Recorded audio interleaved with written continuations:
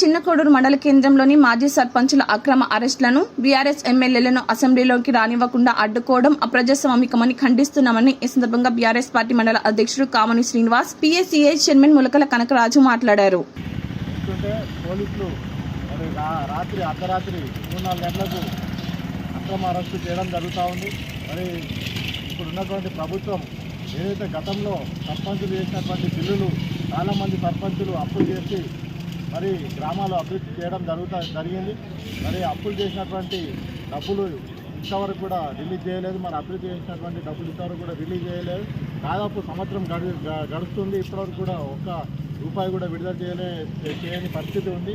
మరి ఇలా అయితే మరి సర్పంచుల పరిస్థితి మరి వాళ్ళకి మెడకి ఉరితాడు పడేటువంటి పరిస్థితి ఉంది. గతంలో కూడా చాలామంది సర్పంచులు ఆత్మహత్య కూడా చేసుకోవడం జరిగింది. మరి ప్రభుత్వం వెంటనే దీన్ని దృష్టిలో పెట్టుకొని మరి ఏవైతే సర్పంచులు వర్క్స్ ఏవైతే చేసారో వాటి పెండింగ్ బిల్స్ అన్నీ కూడా విడుదల చేయాలి. విడుదల చేసిన తర్వాతనే స్థానిక సంస్థల ఎన్నికలకు పోవాల్సిన అవసరం ఉంటుంది. ఎందుకంటే లేకపోతే రాష్ట్ర వ్యాప్తంగా సర్పంచులు అందరూ కూడా పెద్ద ఉద్యోగం చేసే పరిస్థితి ఉంటుంది. మరి దీన్ని దృష్టిలో పెట్టుకొని మరి సర్పంచుల పెండింగ్ బిల్లులు అన్నీ కూడా త్వరగా విడుదల చేయాలని చెప్పి కోరుతా ఉన్నాం. మాజీ సర్పంచులు మరి వాళ్ళు సర్పంచ్గా కొనసాగినప్పుడు మరి గ్రామాలు మరి అభివృద్ధిలో ఉండాలని చెప్పి, గ్రామాలు మంచిగా ఉండాలని చెప్పి మరి వాళ్ళు చేసినటువంటి పనులు వాళ్ళు సొంతగా అప్పులు తీసుకొచ్చి డబ్బులు పెట్టి పనులు చేస్తే మరి అబద్ధాలతో గద్దెనెక్కినటువంటి రేవంత్ రెడ్డి సంవత్సరం గడుస్తున్నా కూడా మరి వాళ్ళ బిల్లులను రిలీజ్ చేయకుండా, విడుదల చేయకుండా, వాళ్ళ డబ్బులను చెల్లించకుండా జాప్యం చేయడం వల్ల వాళ్ళు తెచ్చినటువంటి అప్పులు మరింత చక్రవడ్డీగా కూరుకుపోతూ ఉన్నాయి. అప్పుల ఊబిలో కూరుకుపోతూ ఉన్నారు. మరి ఇదే తంతు కొనసాగితే మరి సర్పంచులు మరి వాళ్ళ మెడకు ఉరి బిగిసే అవసరం ఏర్పడేటట్టు ఉంది అని చెప్పి ఈ యొక్క రేవంత్ రెడ్డిని హెచ్చరిస్తూ ఉన్నాము. రేవంత్ రెడ్డి గారు మీరు గతంలోనే త్వరగానే మీరు ఈ బిల్లుల్ని మరి విడుదల చేస్తామని చెప్పారు. సంవత్సరమైన విడుదల చేశారు. ఇవాళ అసెంబ్లీ నడుస్తూ ఉంది.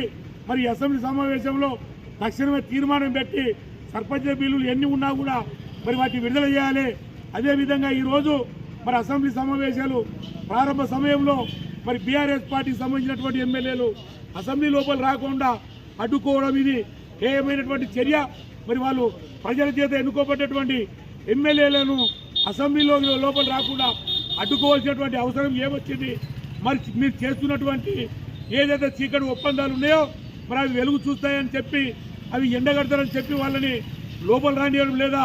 మరి ఈ సర్పంచ్ల మాజీ సర్పంచ్ల అక్రమారెస్టును మరి ఎమ్మెల్యేలు లోపల రానిపోవడాన్ని చిన్నకోడు మండల బీఆర్ఎస్ పార్టీ పక్షాన తీవ్రంగా ఖండిస్తూ ఉన్నాము. జై తెలంగాణ. డిసెంబర్ 9 మరి బీఆర్ఎస్ పార్టీ 2009 మరి డిసెంబర్ 9 నాడు ఆనాడు బీఆర్ఎస్ పార్టీ అధినేత కేసీఆర్ గారి నిరాహార దీక్ష ఫలితంగా ఎంతోమంది విద్యార్థులు,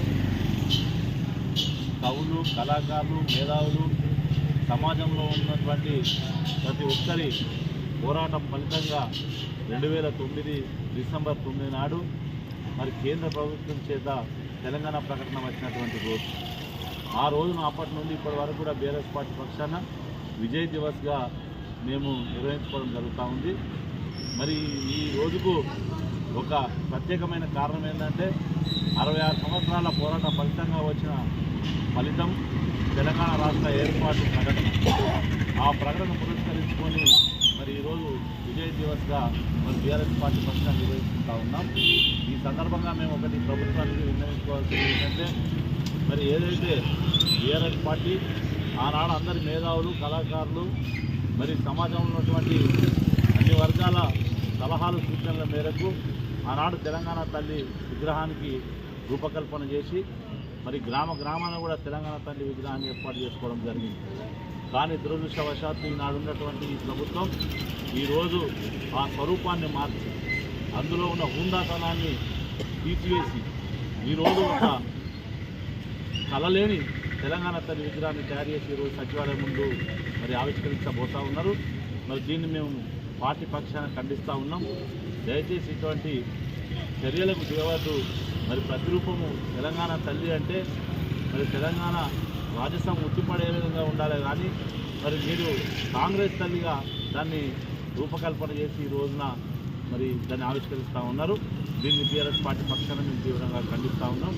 మరి రాబోయే కాలంలో మళ్ళీ మా ప్రభుత్వం వచ్చిన తర్వాత తప్పకుండా మరి గతంలో ఉన్నటువంటి తెలంగాణ తల్లి స్వరూపాన్నే తిరిగి గ్రామాన్ని కూడా మేము నెలకొల్పుతామని చెప్పి సందర్భంగా తెలియజేస్తా ఉన్నాం. అదేవిధంగా ఈరోజు తలపెట్టినటువంటి సర్పంచ్ల యొక్క మాజీ సర్పంచ్ల యొక్క బిల్లుల గురించి ఈరోజు అసెంబ్లీ ముట్టడి మరి కార్యక్రమం చేపడితే మా సర్పంచులను ఎక్కడికక్కడ వాళ్ళు అరెస్ట్ చేస్తూ ఉన్నారు. మరి ఈ ప్రజాస్వామ్యం అంటారు, ప్రజాపాలన అంటారు కాంగ్రెస్ పార్టీ ప్రభుత్వం.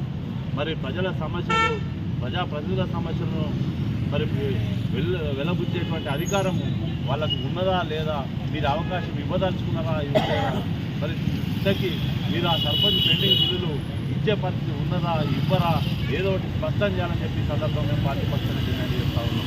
గ్రామాల అభివృద్ధి గురించి ఆహార నిత్యాలు కష్టపడి వాళ్ళు గ్రామాల్లో మౌలిక సదుపాయాలు కల్పించాలనే ఉద్దేశంతో తమ జేబుల్లోంచి అప్పులు చేసి మరి నిధులు తీసుకొచ్చి అలా గ్రామాలు అభివృద్ధి చేసినటువంటి సర్పంచులకు ఈ రోజు ఉన్నటువంటి కాంగ్రెస్ ప్రభుత్వం ముడి చేసి చూస్తూ ఉంది.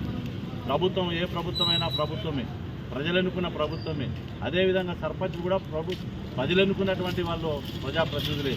మరి వాళ్ళు ప్రజాక్షేమం గురించి, సంక్షేమం గురించి, మౌలిక వసతుల కల్పన గురించి చేసినటువంటి ఖర్చులను మరి ఆనాడు ప్రభుత్వం వద్ద నిధులు లేకున్నా ఇప్పుడు సంవత్సరం కాలంగా మరి ఎందుకు కాలయాపన చేస్తున్నారు? సంవత్సర కాలం నుంచి మీ దగ్గర వాళ్ళ బిల్లులు పెండింగ్ ఉన్న బిల్లులను చెల్లించేటువంటి మరి అవకాశం ఉన్నప్పటికీ కావాలని మీరు ఎందుకు దాన్ని తాత్సారం చేస్తున్నారని చెప్పి సందర్భంగా ప్రశ్నిస్తూ తక్షణమే వారి విడుదల చేసి అరెస్ట్ చేసినటువంటి సర్పంచులను బేషరతుగా విడుదల చేయాలని